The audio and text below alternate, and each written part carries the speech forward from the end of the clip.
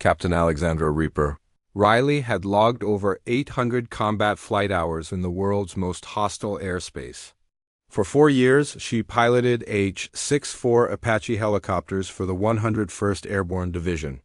But what made her extraordinary wasn't just her. Flight time, it was how she had transformed a ground support platform into a deadly air superiority weapon. To most people, she was just another helicopter pilot.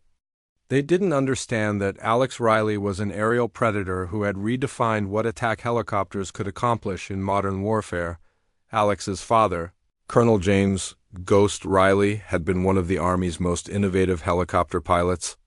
Before his death in Iraq 7 years prior, unlike other military children who followed conventional paths, Alex grew up studying air-to-air combat theory that most helicopter pilots never learned.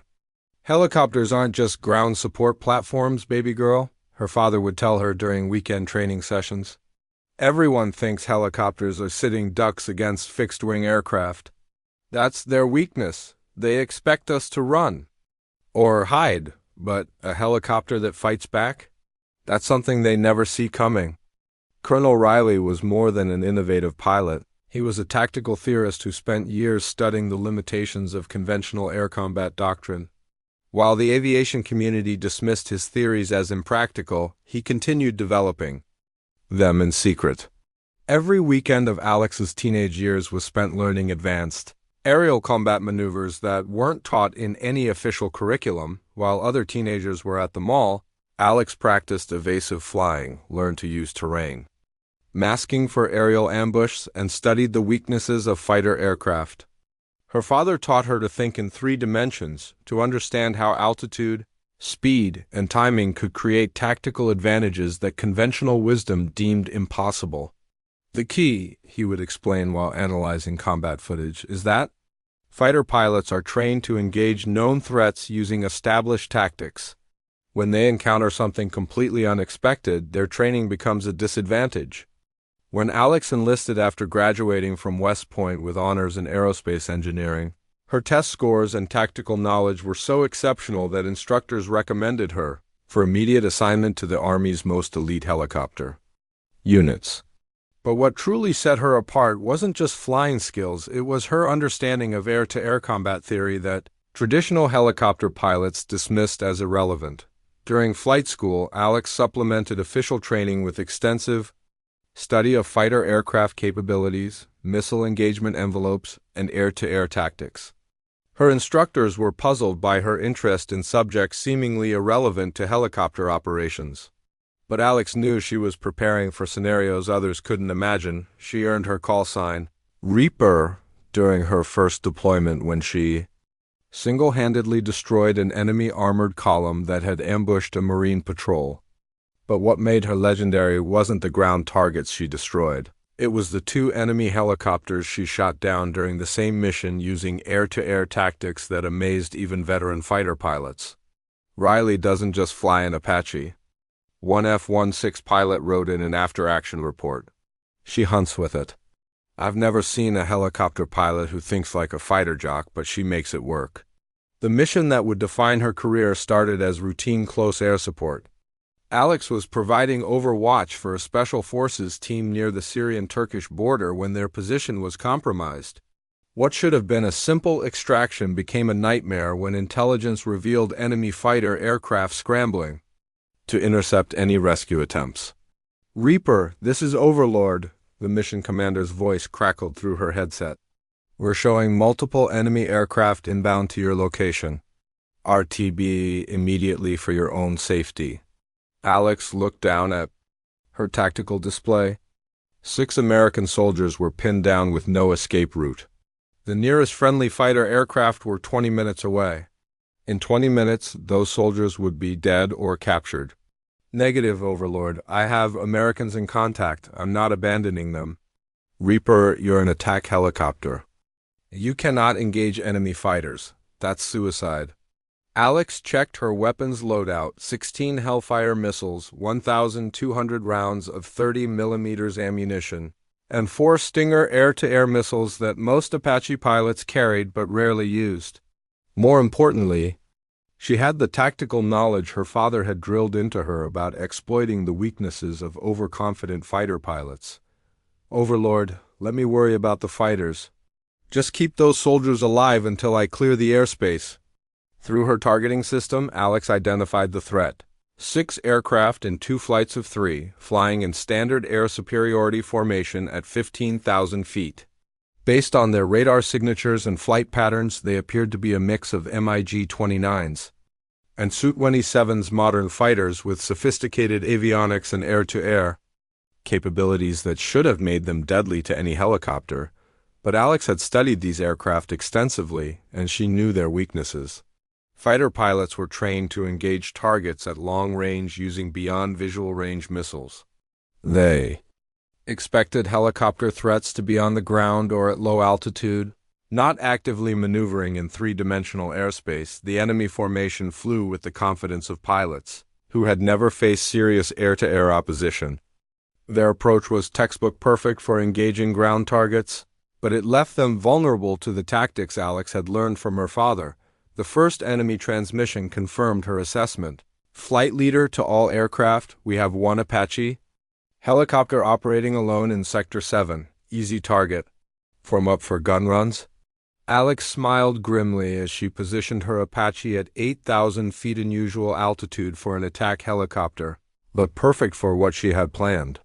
"This is Flight Leader," the enemy commander continued over open radio. 1 Apache helicopter against 6 fighter jets. "This will be over in 30 seconds.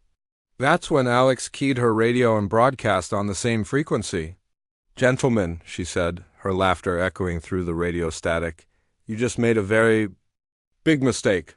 The confidence in her voice was strategic. Alex knew that psychology was as important as weapons in aerial combat. The enemy pilots expected a terrified helicopter pilot trying to escape.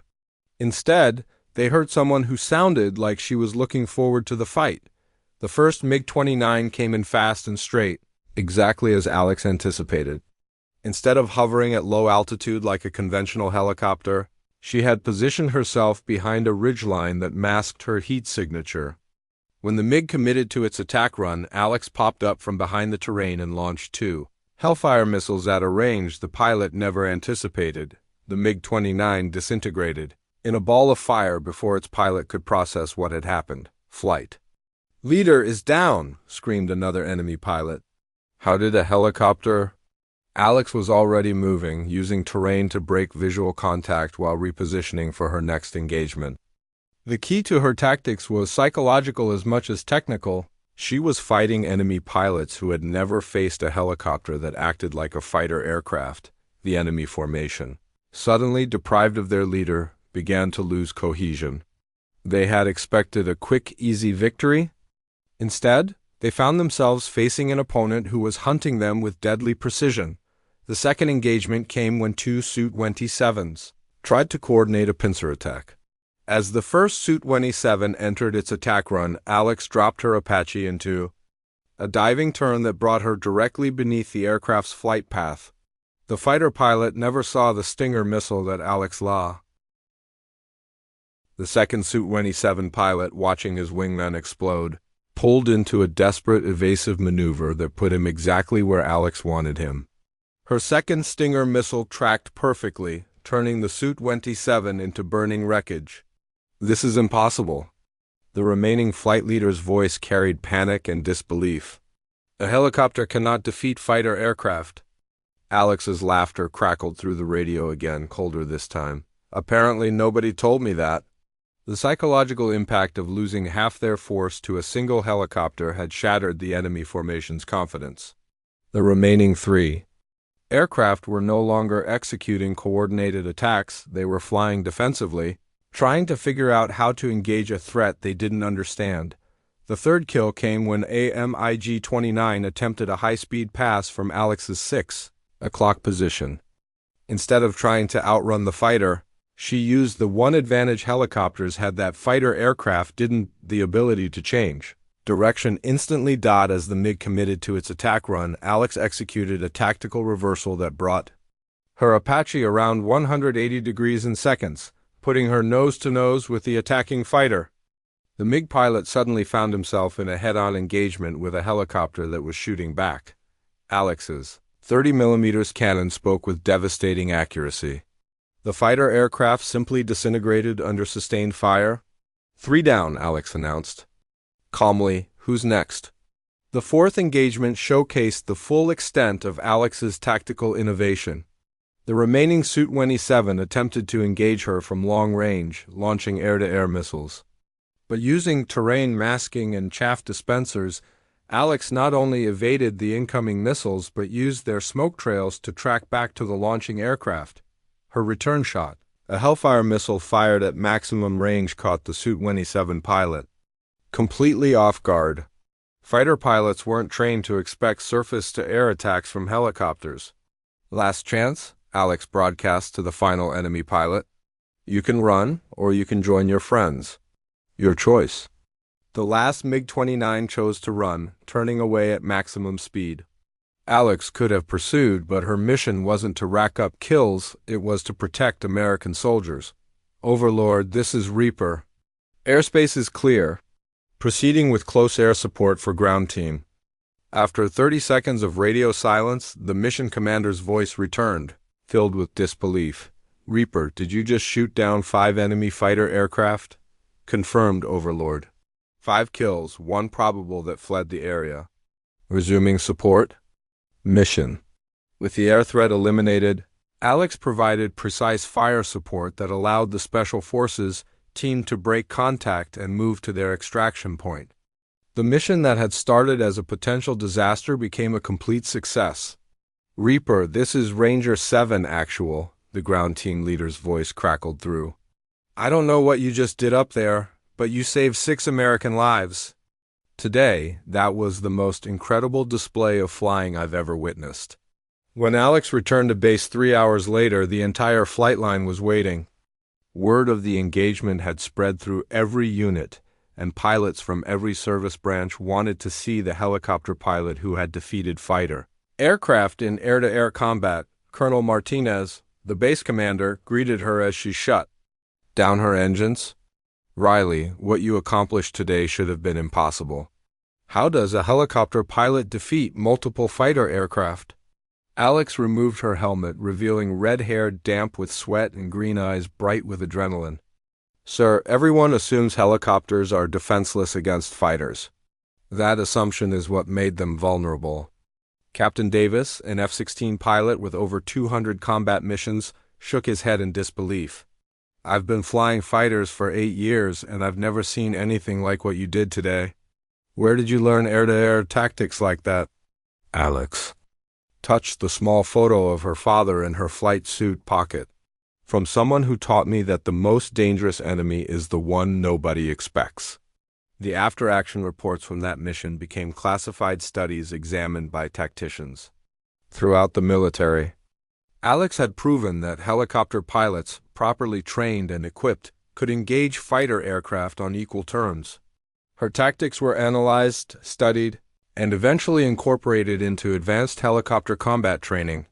2 weeks later, Alex received orders for immediate reassignment to the Army's most classified helicopter program command of an experimental unit that would develop and test advanced helicopter air-to-air tactics.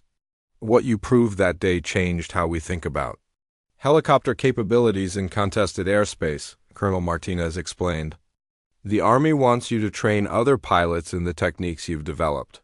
6 months later, Captain Alexandra Reaper Riley was promoted to Major and given command of the 1st Experimental Attack Aviation Battalion, the Army's premier unit for developing advanced helicopter combat tactics. Today, Major Riley trains the next generation of helicopter pilots in techniques that turn traditional air-to-air assumptions upside down.